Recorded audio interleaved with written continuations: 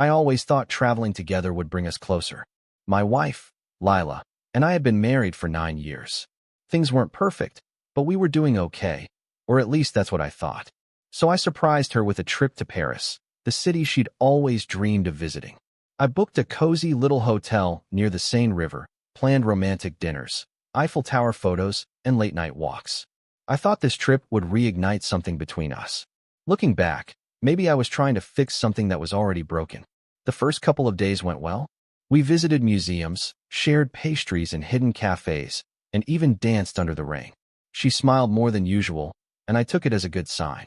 But by the third night, something shifted. Lila started acting distant. She would look at her phone more, step away to take calls, and seemed to zone out during dinner. That Thursday night, we got back to the hotel around midnight. She said she was tired and went straight to bed. I stayed up a bit, scrolling through photos on my camera, smiling at the memories we were making. Around 2 a.m., I woke up and noticed she wasn't in bed. The balcony was empty. The bathroom was dark. I texted her. No response. Panic set in. About 30 minutes later, she returned. Her hair was slightly messy, her cheeks flushed, and her breathing uneven. She said she just needed some air. I asked where she went, and she quickly replied, "Just a walk by the river."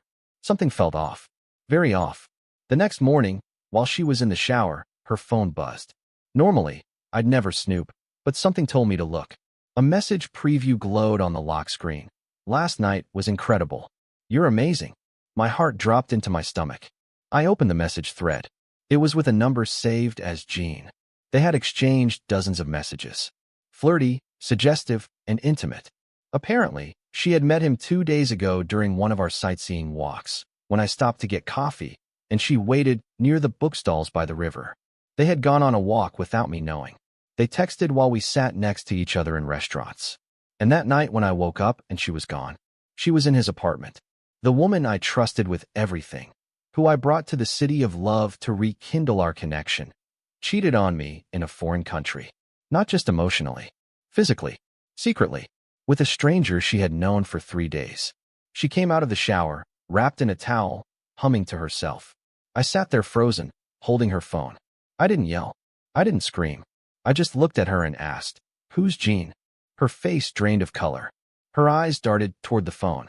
Then, slowly, she sat on the edge of the bed. "I didn't mean for it to happen," she whispered. I felt like someone saw me again. Not as a wife or a mom, just as a woman.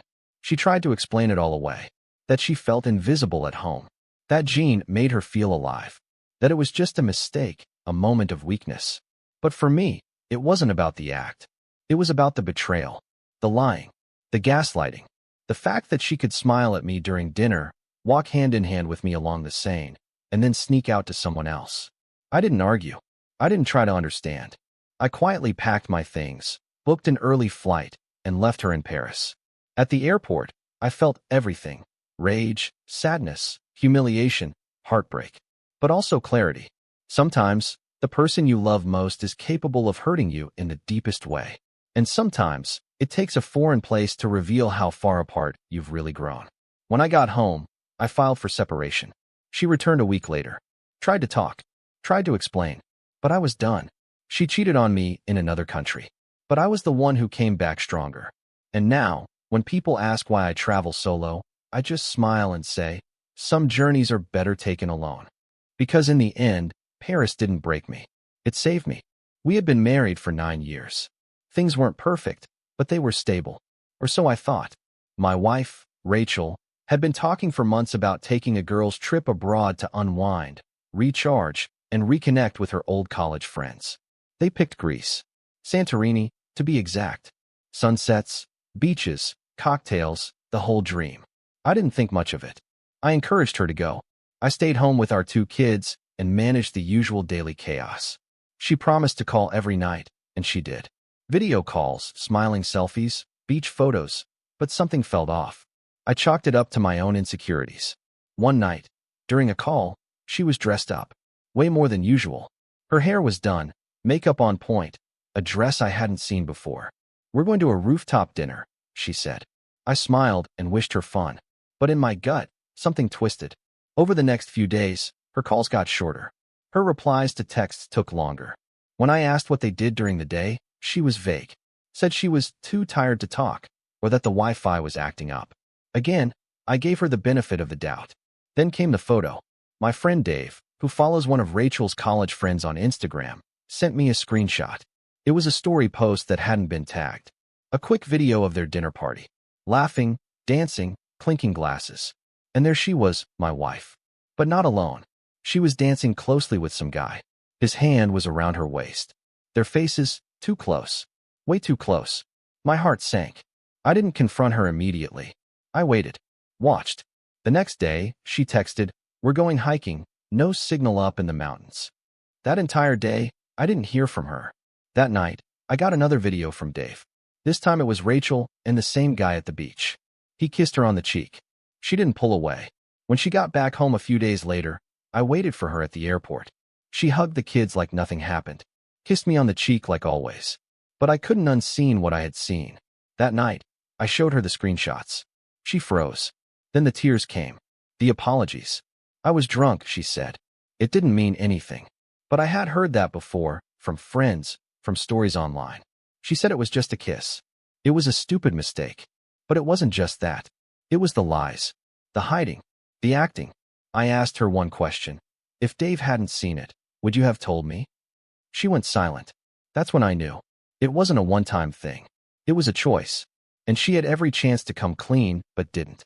We're separated now. I'm figuring out what life looks like on the other side of betrayal. I'm still a dad. Still trying to be strong for the kids. But every time I see a sunset photo from Greece, it doesn't look romantic anymore. It looks like the place where I lost the woman I thought would never lie to me. We had planned the trip to Spain as a second honeymoon. It was supposed to be a chance to reconnect, to reignite the spark we thought had dimmed only because of work stress and parenting. Barcelona, Valencia, Seville. We had it all mapped out. We had been married for 10 years, and I genuinely believed we were just in a rough patch. We landed in Barcelona and checked into a beautiful hotel near the Gothic Quarter. The first few days were great. We explored La Rambla, visited Gaudi's Sagrada Familia, ate tapas until we couldn't move. But on the third night, things changed.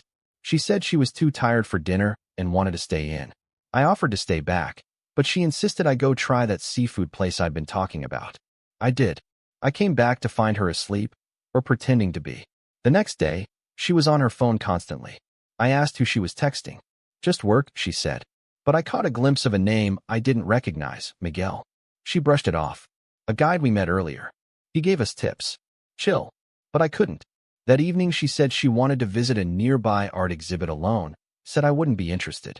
I let her go. Curiosity ate me alive. I followed her. She didn't go to the museum.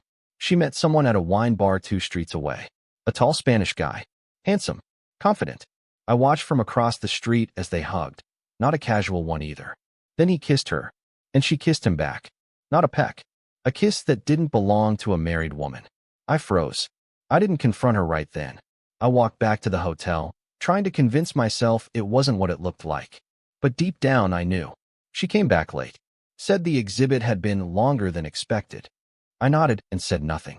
Over the next few days, she became more distant. Always sneaking off for walks or shopping. I played along. Smiled. Waited. But inside, I was falling apart. The night before we left Spain, I finally asked her, "Are you seeing someone else?" She paused, then said, "It was just a moment. I didn't plan it." Turns out she had met Miguel during our first day tour. They started messaging, and things escalated. She said she didn't want to hurt me, that it was the passion of the moment. Spain, wine, freedom. I booked a separate return flight. Now, back home, the silence in our house is deafening. We haven't told the kids yet. I don't even know if I want to fix this. I replay the kiss in my mind over and over. Funny how a trip meant to save our marriage became the very thing that ended it.